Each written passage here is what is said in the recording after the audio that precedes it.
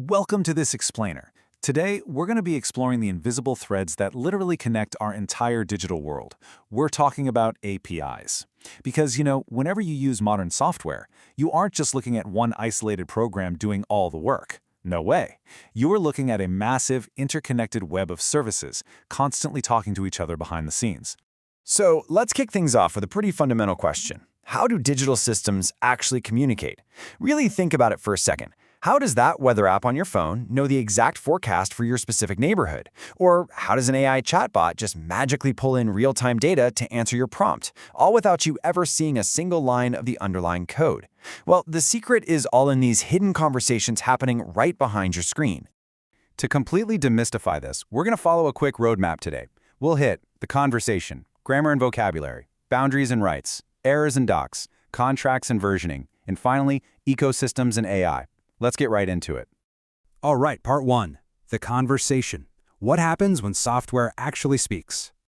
So what exactly is it? An API, which stands for Application Programming Interface, is essentially a defined boundary, a specific interface where software functions or data become accessible to other programs.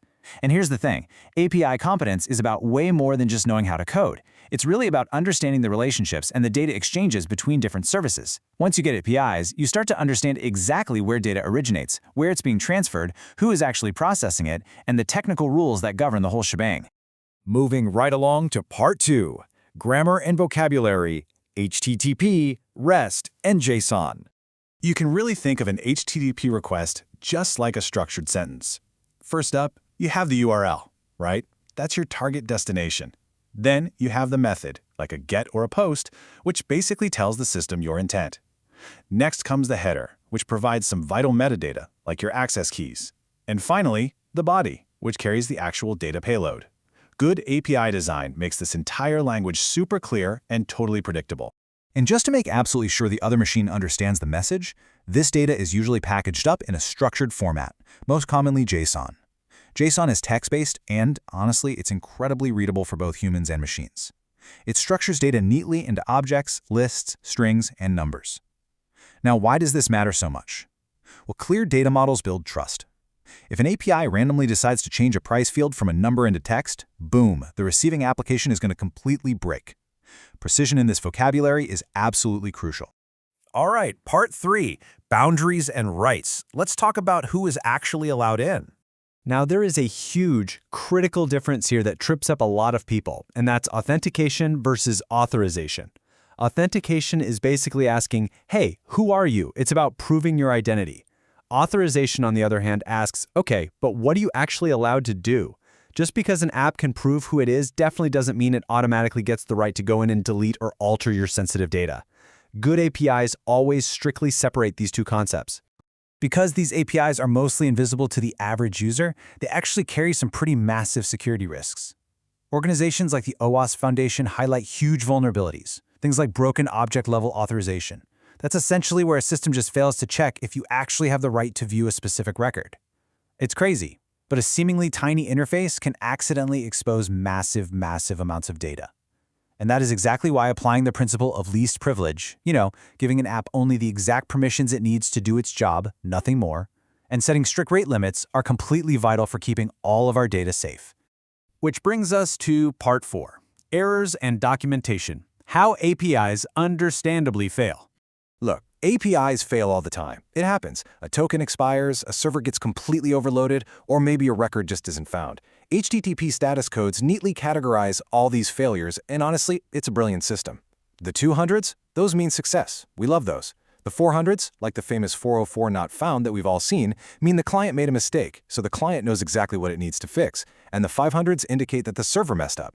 By categorizing errors this clearly, an API tells the requesting program exactly how to react without taking down the whole application.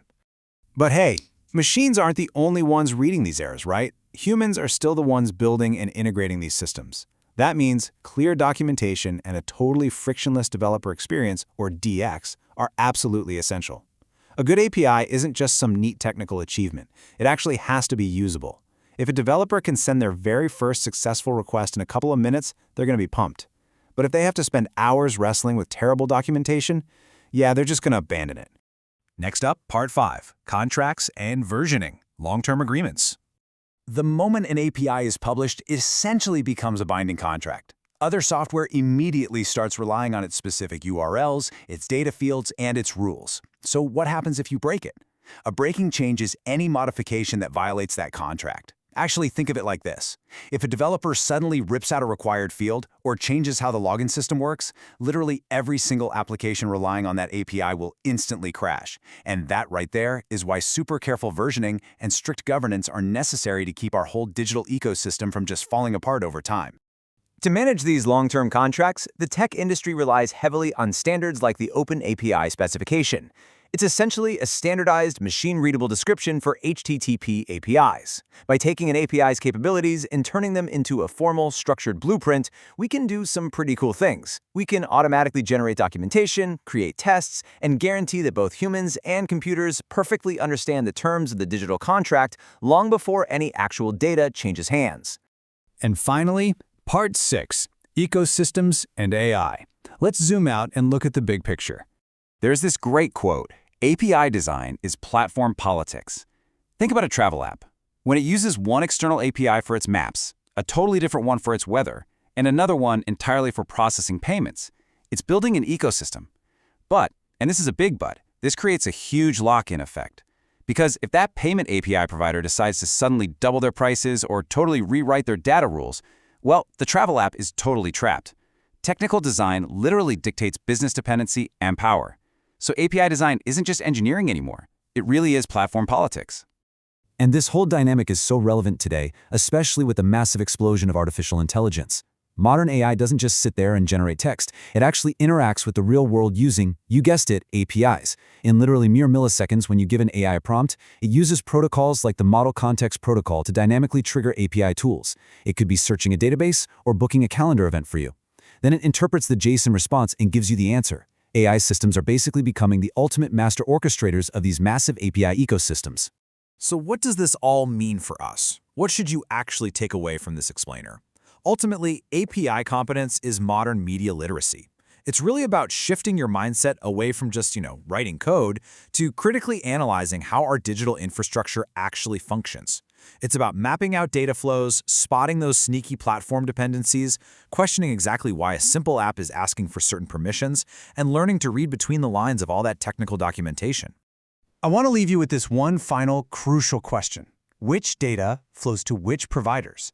Seriously, the next time you open a seemingly simple app on your phone, don't just look at the shiny buttons on the screen. Take a second. Think about all those invisible conversations happening right behind the glass, the digital contracts being executed in milliseconds, and the massive power structures at play. The deeper you look into the APIs connecting our world, the more you'll truly understand how our entire digital society operates.